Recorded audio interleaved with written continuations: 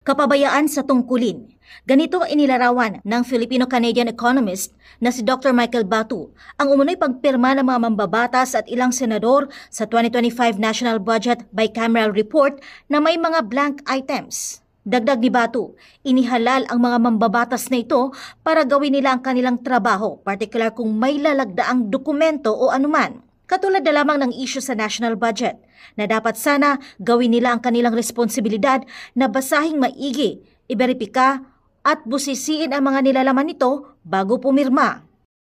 That goes to show na marami sa ating mga kongresista, pumipirma na lang sila, no, na hindi nila binabasa kung ano yung kanilang pinirmahan.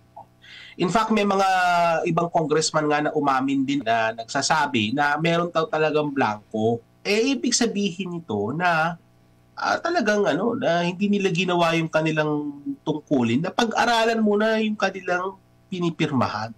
So the fact na pinirmahan nila yan, complicit sila dun sa nangyari dyan sa fill in the blanks sa BICAM report na yan. Ang tanong naman ng ekonomista, sino ang naglagay ng mga numero doon sa umano'y blank items? Masasabi ni Batu na mayroong malinaw na paglabag sa proseso ng BICAM report. Nabanggit pa niyang sa ganitong pangyayari ay talagang mayroong problema sa 2025 Budget BICAM report, kaya dapat magkaroon ng investigasyon tungkol dito. So yung investigation dyan, sino yung nag-fill in the blanks?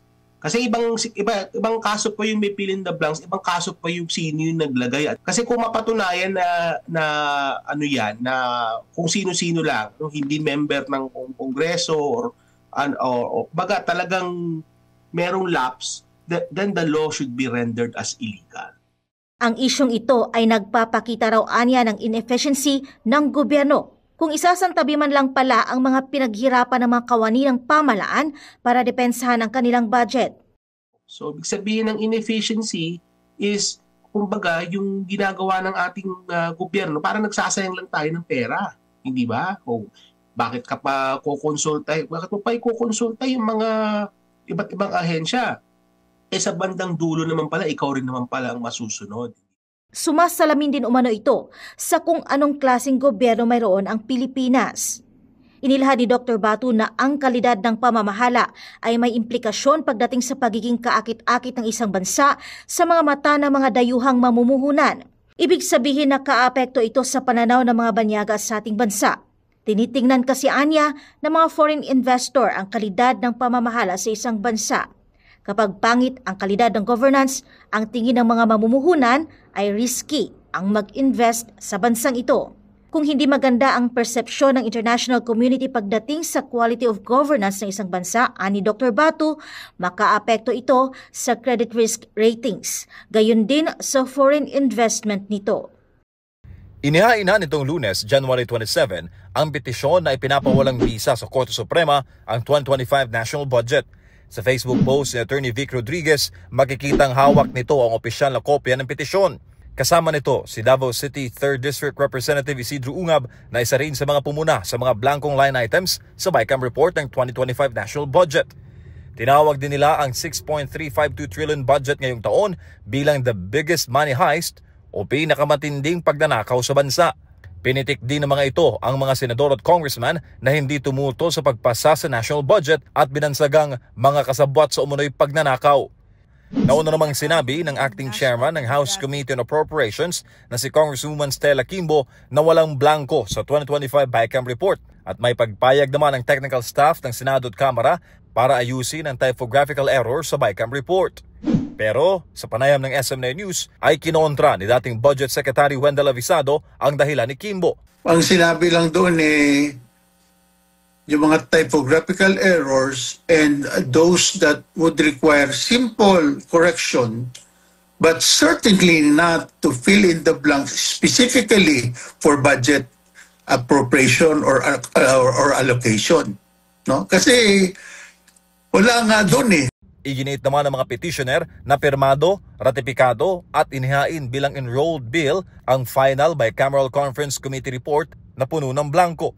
Kung ganun, walang amount sa Bicameral Conference Committee report in terms of appropriating certain figures or amounts for specific departments. Nabanggit ko nga kanina yung DA, NIA, tsaka PCA. Paano nagkaroon ngayon ng amount yan at na-filled up yung blank or blanks doon sa enrolled bill? Who did it and who ordered that such be done? Sa naman avisado na may kapangyarihan sana ang Pangulo ng Pilipinas na i-veto ang mga questionabling items sa BICAM report. Pero naaprubahan as is ang BICAM report kahit may mga nauna ng panawagan sa presidente na suriing mabuti ang budget bill. The President would have exercised diligent efforts. Nauna namang nanawagan kay Executive Secretary Lucas Bersamin, si Presidential Sister, Senator Amy Marcos, na huwag gayaan ng kapatid niya na si Marcos Jr. na pirmahan ang tinawag niyang very bad budget ngayong taon.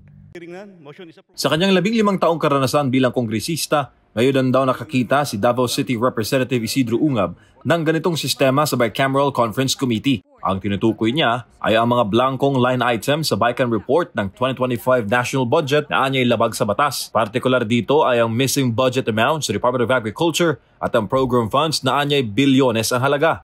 Actually, all in all, there are 13 pages, total of 28 blank items, which will amount to billions of pesos. Ang tanong kung bakit ito napirmahan... Ani Congressman Ungab, dapat walang blanko at kumpleto ang line item sa BICAM report dahil ito ay pipirmahan ng presidente. Pagdating sa lamesa ng Pangulo, iginit ng two-time Appropriations Committee Chairman na hindi na maaaring punan ang mga blankong line items dahil hindi ito prerogative ng Pangulo. Sa ilalim ng presidential veto, maaari lamang magbawas at hindi maaaring magdagdag ng pondo ang punong ehekutibo. Kaya ni Ungab, defective ang 2025 BICAM report.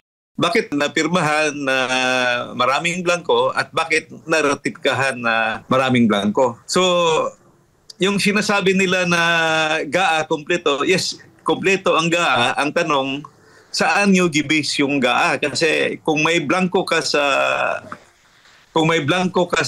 BICAM report, paano nagiging may figures na doon sa GAA? Nauna nang tinawag ni Pangulong Marcos Jr. sa dating Presidente Rodrigo Duterte na sinungaling na siya nagsiwalat sa issue ng 2025 BICAM report. Pero ani Ungab, iba ang GAA o ang General Appropriations Act o yung batas na naglalaban sa national budget ngayong taon at iba rin ang BICAM report na hindi naman batas. Sa ani Ungab, dudulog siya sa Korte Suprema para questionin ang issue kasama ang iba pang mga grupo. Gate niya, hindi na tama ang ginagawa sa BICAM at palala ito ng palala kada taon. The safest way na ginawa namin noon is yung resulta o yung GAB na naipasa doon sa House, yung figures mo per department, ilagay mo, then sa House version, then kunin mo rin yung Senate version, side by side, gagawa ka ng matrix, then i-compare mo ngayon kung anong diferensya o anong variance.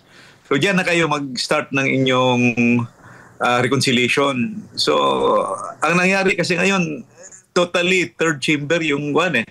Wala akong nakitang matrix na pinakita nila. So third chamber, inulit talaga yung buong budget pagdating doon sa bicameral conference.